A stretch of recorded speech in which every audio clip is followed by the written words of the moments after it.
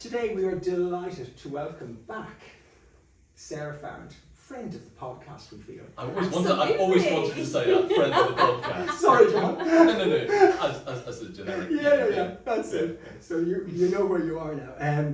But Sarah needs a little introduction.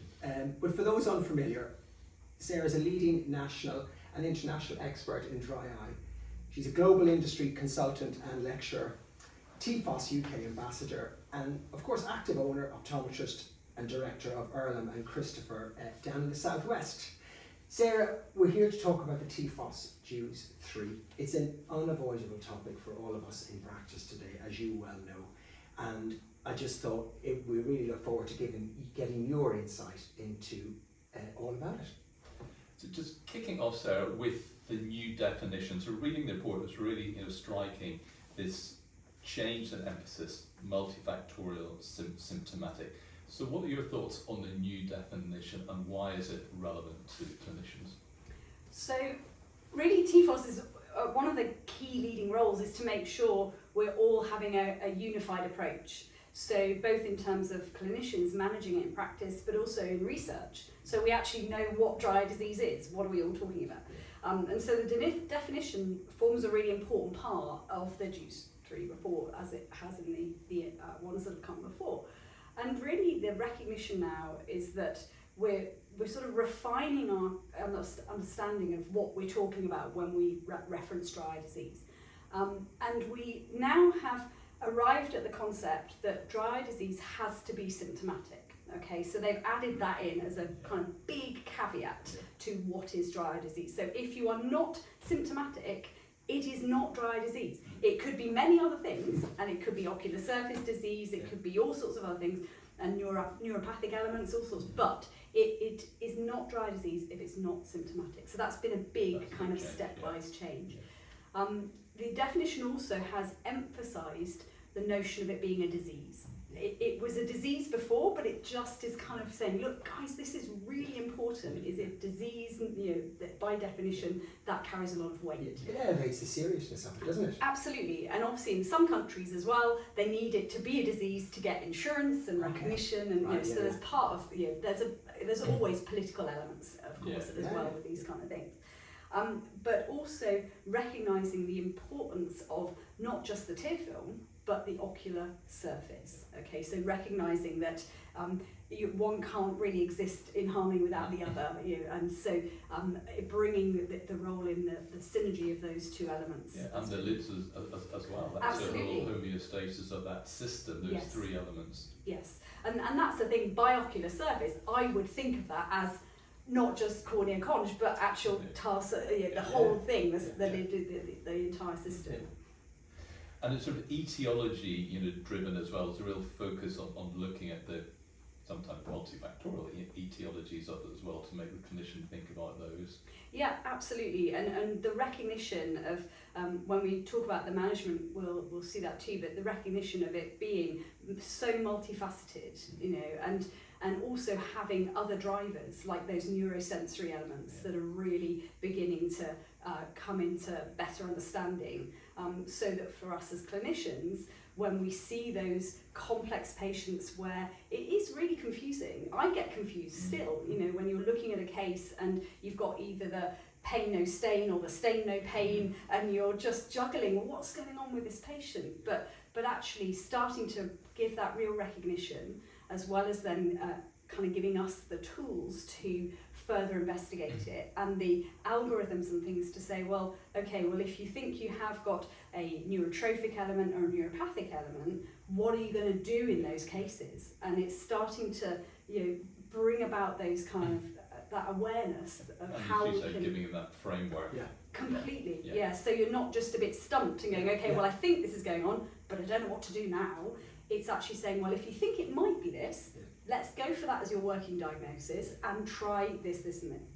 And also those algorithms really recognising holistic care. So it doesn't just have to be you, it's not just the ophthalmologist or the optometrist, but actually it's the GP, it's the neurologist, it's the pain management clinic, it's bringing it all into that bigger picture. The menopause experts, all this bigger picture stuff. And so obviously for when the patient comes in, you just got to get started. So the report goes right back and looks at the questionnaire, doesn't it, Sarah? We've now got the OSDI 6, and then of course we have this, and then we need another couple of symptoms. Do you want to go on and tell us about that? Sure, yeah. So the plan really was to just try and simplify it. You know, TFOS has always long believed that it's all very well having amazing research, but unless we're disseminating that into a clinic, it's useless, you know. And so it's really trying to simplify the tactics of good, accurate diagnosis so that any clinician can go through that motion and that process and arrive at the appropriate decision, you know. And it means then that the patient can get better holistic care, right? Because if I'm doing DEQ5 and you're doing OSDI 12 and you're doing, the patient potentially has all their numbers and they're, oh, well, last time I was 12, you're telling me I'm 7 and you're 7. And you wouldn't go to 3 GPs and get 3 different readings for your blood pressure. They'd have the same meaning, you know. So the idea around going for one questionnaire that's validated and simple to deliver is really to bring about that kind of uniformity and that interchangeability. So you're comparing apples with apples. Exactly. And when you think about it, you think, gosh, why are we only doing this now? You know, but yet it's, you know. And having used this questionnaire as you and I have over the last 4 or 5 weeks, you're right, it's great, isn't it? Yes. It's easier to understand. So why is it easier when you're using? What makes it easier to use? I think the questions feel more directed to the dry eye. Yes. That's how I feel. Yes. You know. I've long. And it goes over. Sorry to interrupt. It talks just about over the last month, so it focuses the patient very clearly, John. Yeah. And also I've noticed. So. I've also noticed that with, say, the DEQ5 previously, patients would say to me, I don't know the difference between dryness and irritation. The questions are quite ambiguous and they feel like they're repeating themselves. So they find it hard to fill in. But I've always tried to go for a questionnaire that's quite succinct. But the questions just feel much more relatable, lifestyle based, you know, like for example, are your eyes sensitive to light? I mean, that's quite an easy one to answer, isn't it? Versus, do you get dryness? And you're like, I don't know, what does that mean? So I think it is a much more natural kind of feeling set of questions for the patient as well. So then it's the symptoms. You've got a battery of homeostasis tests. Walk us through, but more importantly, Sarah, walk us through the order of these because that's important. Absolutely. So as you can imagine, the order in a clinic is vital to get right because you don't want to put a drop in and then go, oh, I meant to measure the osmolarity and now I've messed it up, or you know. And quite often when I was kind of starting to introduce new treatments, new diagnostic tests, like for example, I quite often now will use the cotton wisp test to test the sensitivity, and then I'd go and put my fluorescein proxy in and then go, oh no, I didn't do that test. And then think, I can't do it now. Oh, what's going on? Some terrible problem. And then I think, oh no, I've done it in the wrong order. So the order is really important for sure. But again, what Juice 3 has really tried to do is to keep it simple. For the same reason, to offer that uniformity for all clinicians to get through the process of the workup. So now we have obviously the questionnaire, but we then also ideally have non-invasive breakup time as the first thing that you do. So ideally in clinic you really want a gadget to do that because fluorescein breakup time is just not as accurate a measurement. And they've changed the score time on that, I think, haven't they? They just said you've got to, if you're using the fluorescein, it has to be a shorter time, I think. Exactly. Yes. You have 5 seconds, if I remember. So it's all about kind of trying to, I think, in clinic, use the tools that you have available.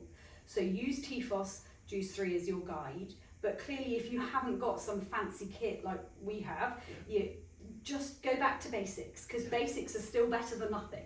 And that's really what the report is trying to also just put in there. Look, if you can't do non-invasive breakup time, okay, do fluorescein breakup time, because it's still going to give you useful data. But what's also important is that then you carry on measuring it in the same way each time you see the patient. Yes, because it's good the way it says on the cornea, you know, you can only have so many spots of punctate staining on the conjunctiva. That's very helpful, isn't it? Because for the clinician, again, they'll often just say staining. Yes. You know, so it's good that they're saying it's that amount, and that makes it easier, again, for that clear diagnosis. Exactly, yeah. So again, it's about just simplifying the workup. Yeah. So, you know, so you feel that you're armed with the tools to actually arrive at that diagnosis. So, yes, it's really looking at staining on the cornea, on the conjunctiva, but also recognising the importance of lid wiper. So looking for epitheliopathy along that lid wiper line.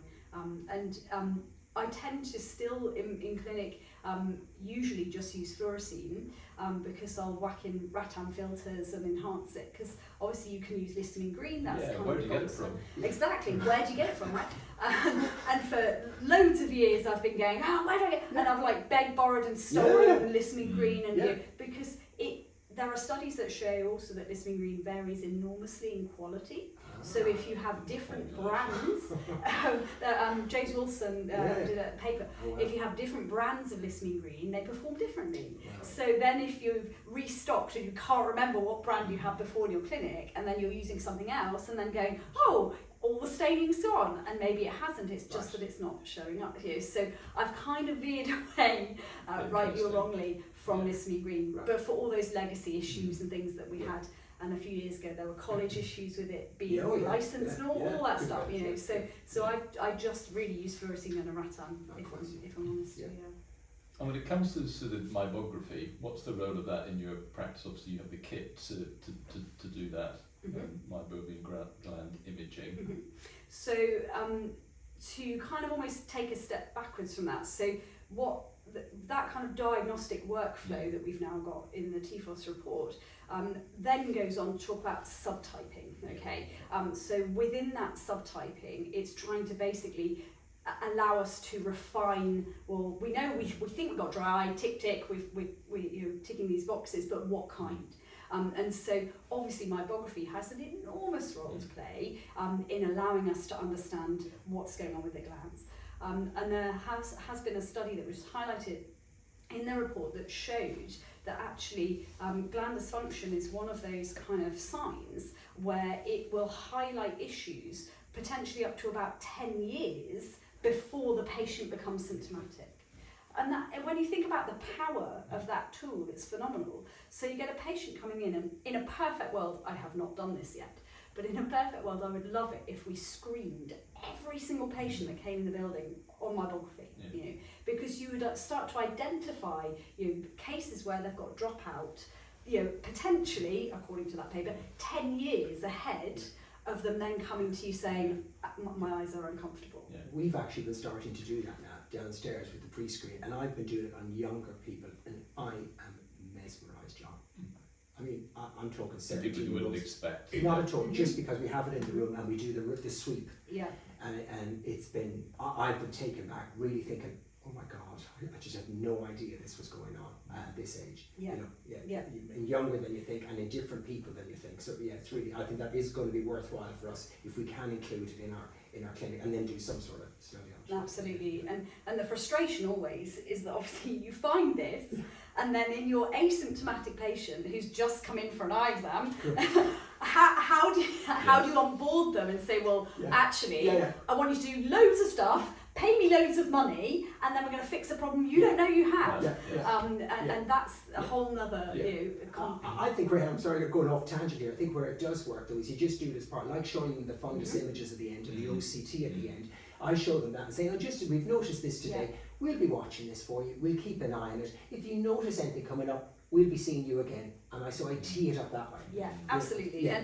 And it's sowing the seeds, you know, because I always try as well, you know, talking about kind of sowing seeds, to begin those kind of early conversations, you know, well, we'll start with this treatment, but we might do that, and then 6 months later when you then remind them that you'd quite like to do that other treatment, that it's not brand new, you know, so I think there's a lot of value in the psychology of just giving them those little nudges to say, well, this is happening, we'll watch it, we'll see. Because you know that is the way with dry eye patients, isn't it? Absolutely. On the sort of neuropathic side of things, what sort of parts of the history are you thinking, past ocular history and other medical history, make you think this person could be at risk of a neuropathic element to their dry eye disease before you get them teed up for the examination. Yeah, so in terms of the kind of classic systemic issues you'd look for, the sort of classic things where you're getting kind of pain issues anyway. So diabetics, classically, you know how obviously we all know how they get neuropathy and foot issues and all that kind of thing. So they also are more vulnerable to getting that same issue in dry eye disease.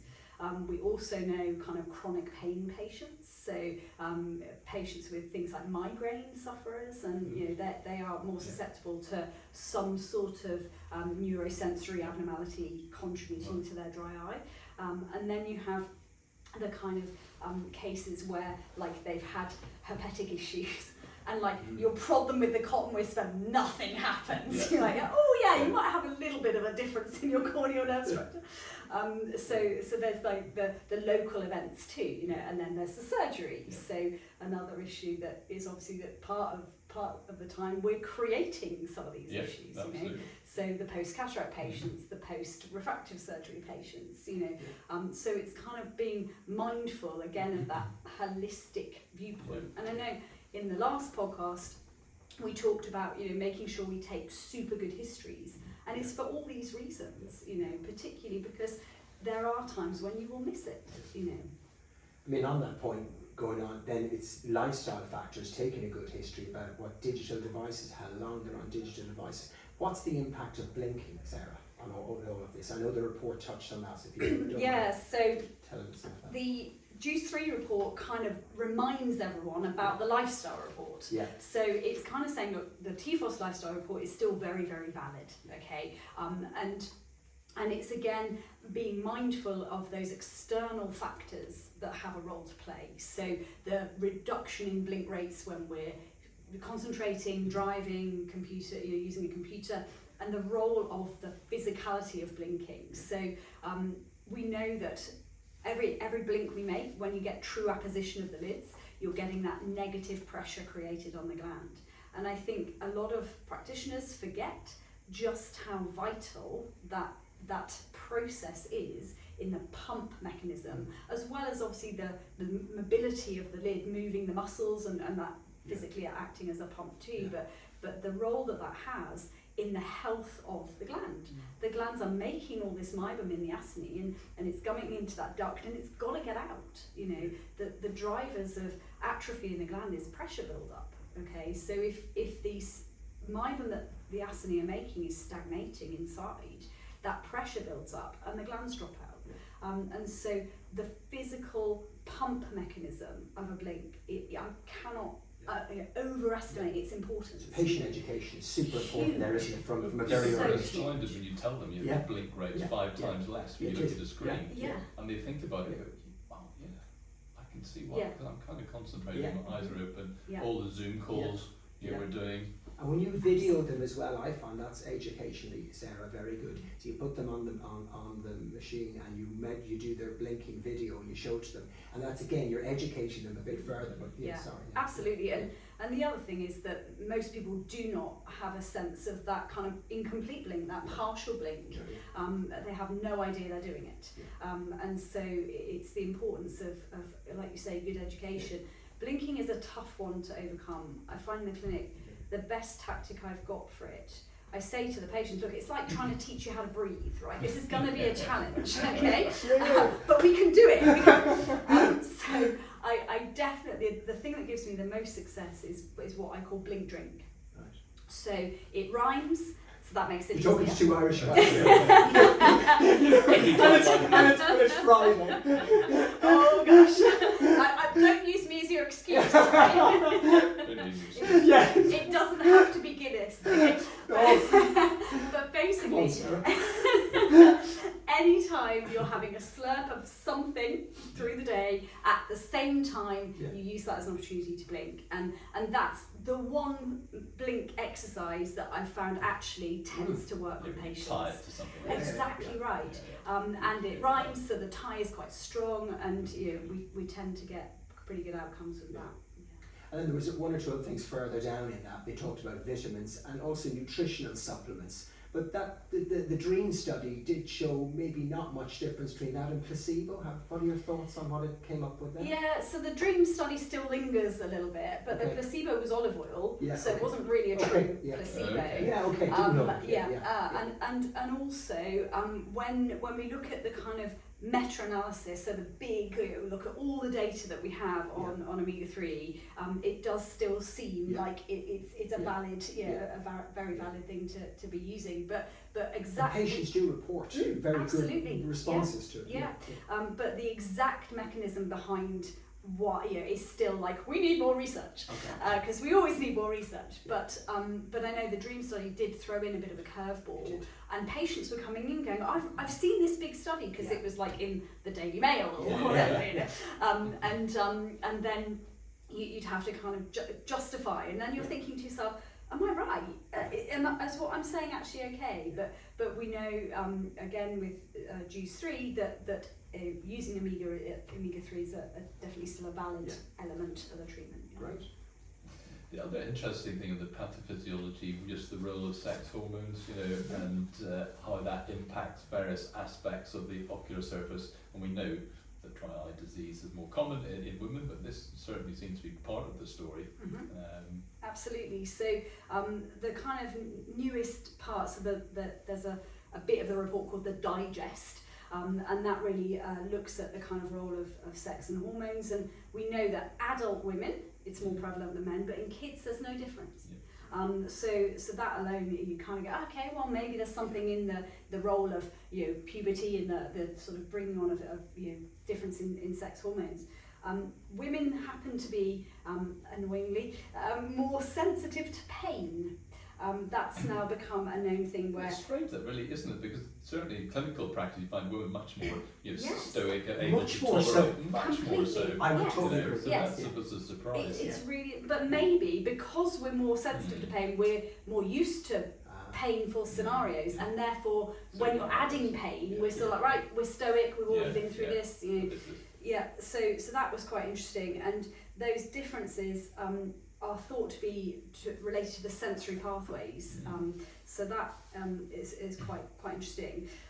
Another difference between the sexes is gland dysfunction is actually worse in older men. Yes. Did you see it? Which that was a surprise. Yes, it was, I wouldn't have guessed that at all from my own clinics. Again, there's speculation as to kind of why that's the case. But obviously we know there's a role of androgens, and then men go through the andropore. There's many things we still are yet to fully understand. Do we think that HRT, and there's many types and components on different HRT regimes, is it in general sort of protective of so dry disease? there's a few things as far as I understand the current kind of research with kind of hormone replacement. So we know kind of that androgens.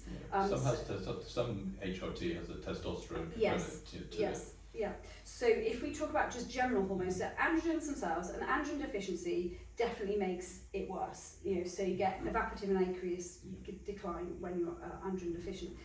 Estrogen, the effects of estrogen are more complex. Okay, so there are some kind of estrogen deficiencies which will make dry eye disease worse, but if you have high or fluctuating estrogen, that can also make it worse. So it's a bit more like uncertain, which is why we still get those confusing messages of, should I be on HRT? And we're like, well, if it helps the rest of your symptoms, stay on HRT, But there is still that slight speculation as to whether HRT is good or bad for dry eyes. But if fluctuations are known to be bad, then that perimenopausal period, that's certainly going to be an issue. Exactly. And when do most women present first with dry eye? Exactly when they're perimenopausal.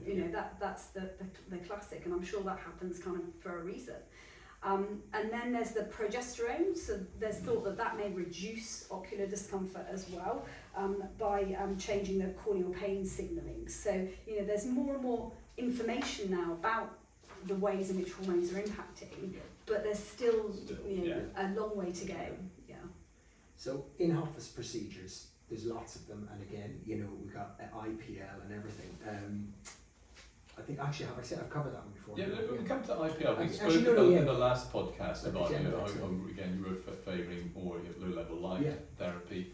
Has your practice changed in the last 12 months? And it will vary from patient to patient, but what are your thoughts? And again, another 12 months of clinical experience using these modalities.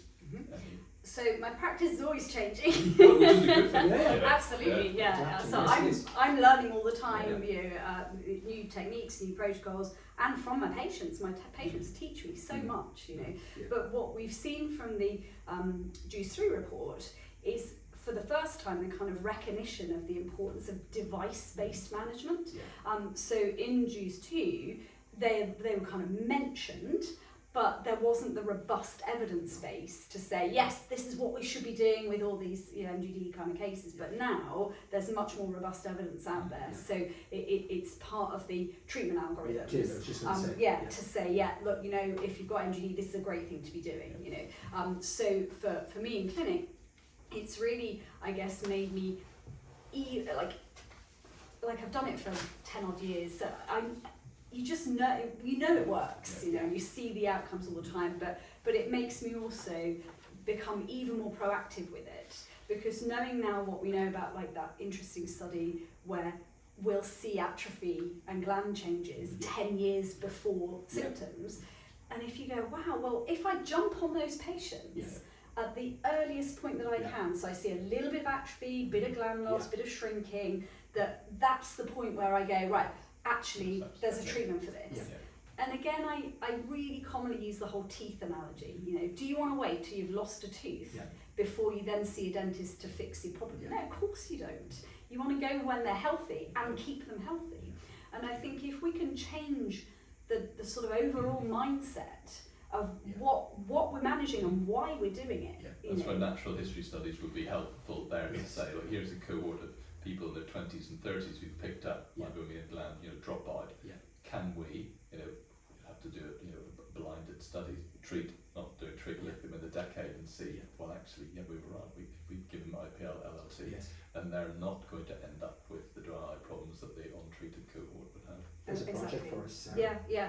And you kind of know, you just know that you do. The answer would be, it would be a good thing to do. But again, it's getting the balance of, not that I would argue it's over treatment, but when the patient's totally asymptomatic, they've got like half a gland dropout, and you're trying to sell them. Let's face it, exactly. So you need the data to give you the reinforcement for those messages. But you are right. I think after the years of experience and the feedback you get, there's an element of confidence. I think one has. Thinking, no, I'm going to do this. You don't procrastinate as much. You think this works. I'm very happy now to go ahead. There's a part of you that knows that I know I can do this. We do 4 or 5 treatments, and we really feel this is going to work hard. And I think the patient can see that in you. They realise, you've got confidence in it.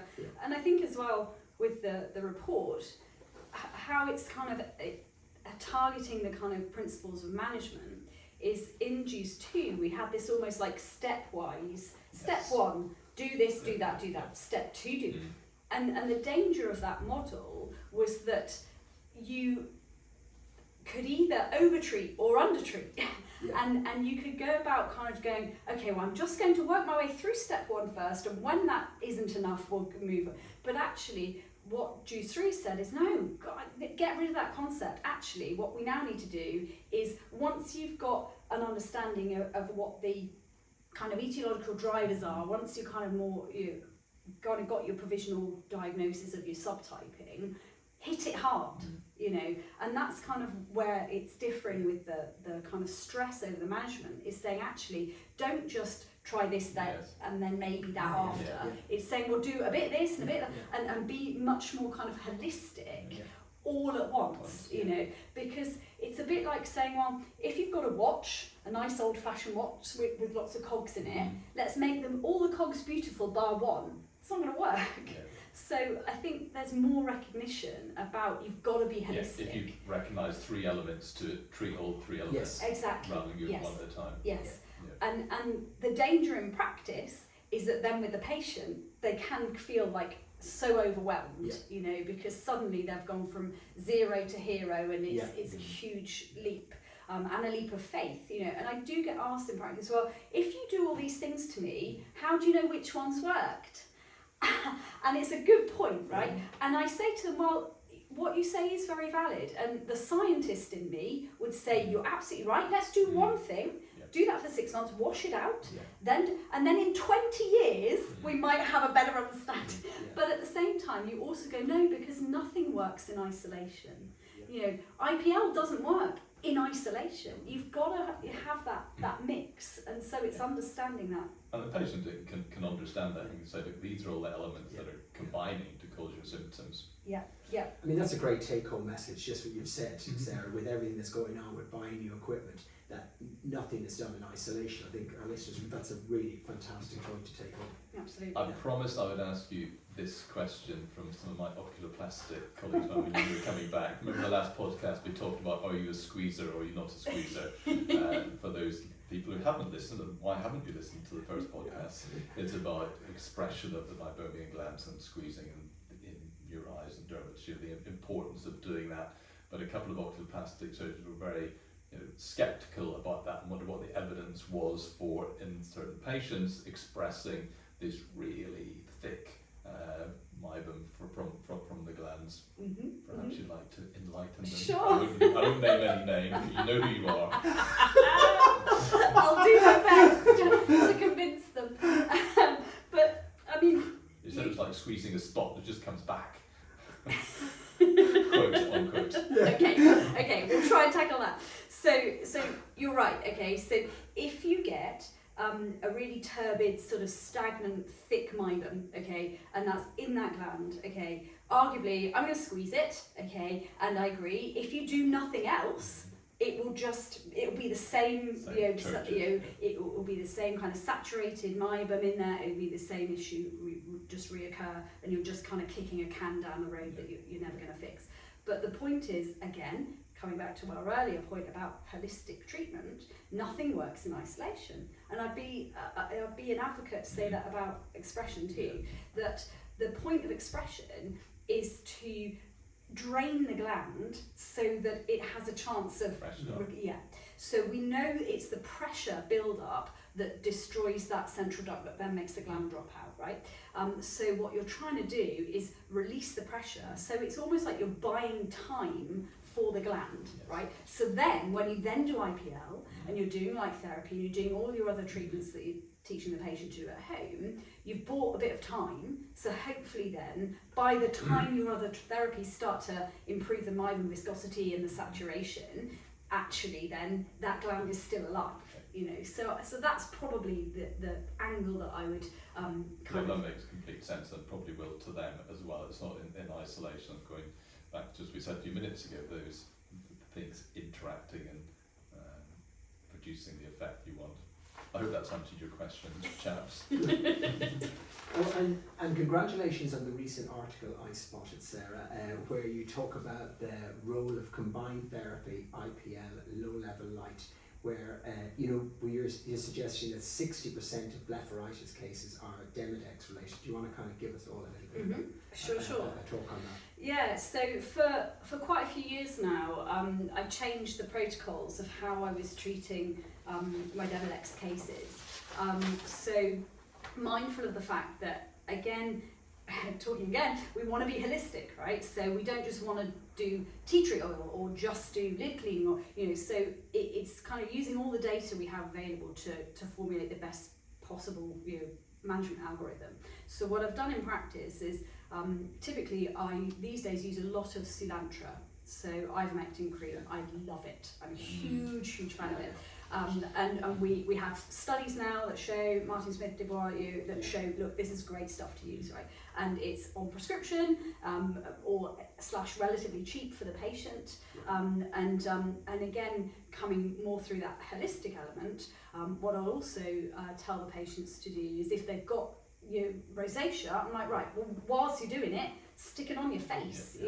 Let's treat your rosacea, because we also know that, again, with skin problems like rosacea or dermatitis or anything kind of pro-inflammatory, that if your body is more pro-inflammatory, you're going to have cytokines flowing around, your dry is going to be worse. And that's true, I'm digressing, of like gut dysbiosis and also, and then they say, oh, well, if you've got gum disease, your dry will be worse. And initially you go, what? Yeah. And then you go, oh, well, it's logical, it's all pro-inflammatory.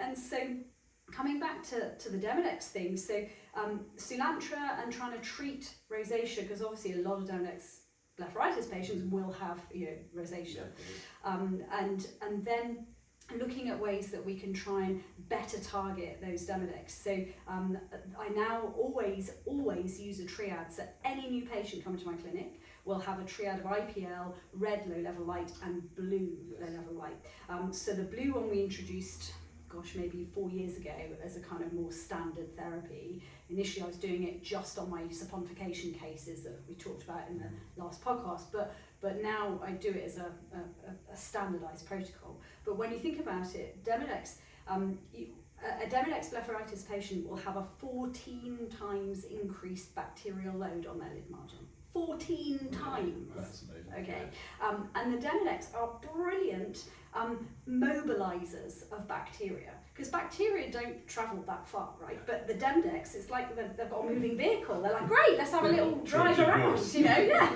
and so suddenly all that bacterial load is mobilized by the Demodex moving around and mating and scrabbling around on your lid margin.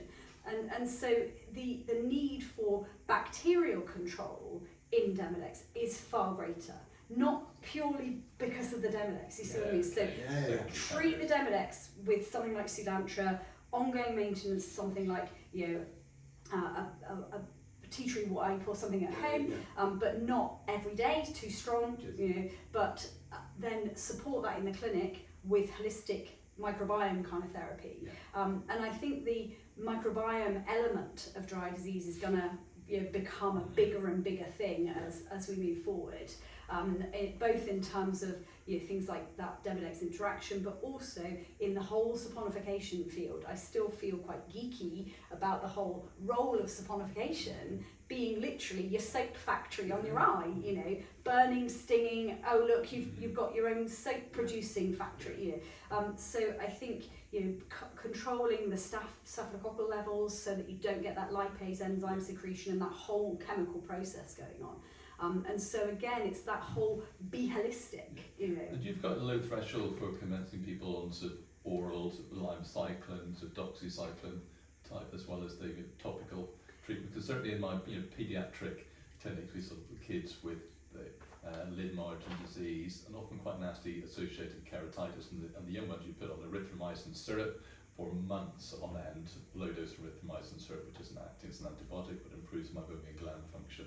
Older ones, doxycycline, limecycline. Yeah, I tend to go as azithromycin, if I'm honest, because you can do a much shorter course, and it doesn't quite carry the same side effects and things of the others. So I usually do a 5-day course of azithromycin. So quite often what I'll do, again, just to, if there is an inflammatory component there, although interestingly the Juice 3 report says often actually in MGDE cases there's very little inflammation, and that's why your steroids don't work and your cyclosporins don't work, because there's nothing for them to work on, which is interesting in itself. But if you try and kind of give people a bit of a shock start, so I'll often give like a softer quart plus a bit oral azithromycin shock, and then I think, right, if there is any inflammation there, I'm just calming it down, calm down the MMP, calm down that, just pull the control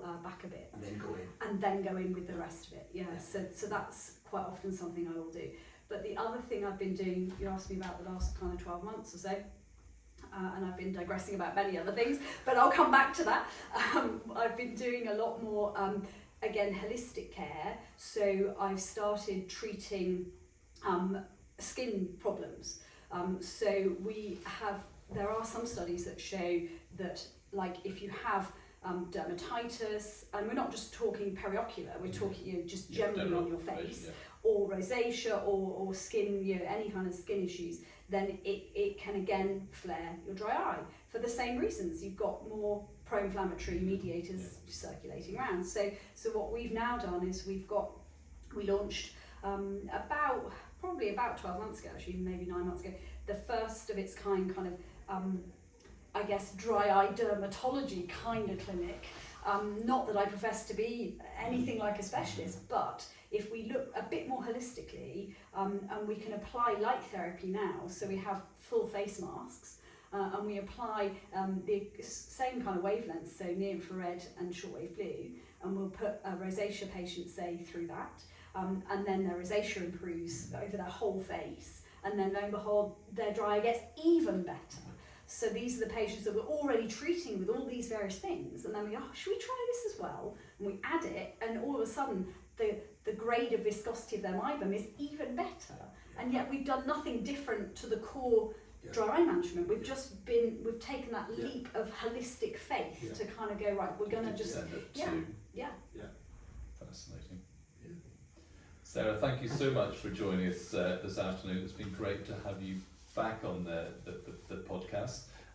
And for those subscribers, please tune in to the bonus episode where we're going to be talking about the next sort of 10 years, things to look forward to, and also some discussion about new to dry eye practice, how we're going to set up your clinic, tips for people to set up dry eye practice, and also just on the topic you've been talking about, some of the surprising effects of the full face IPL level light treatment that ocular plastic surgeons, you might like to tune into that. So Sarah, thank you so much for giving up your time today. Very welcome, And John. again, thanks Sarah, I totally agree with John, and I think what is, for those listening and clinicians listening, this TFOS Choose report has given just a great framework, hasn't it?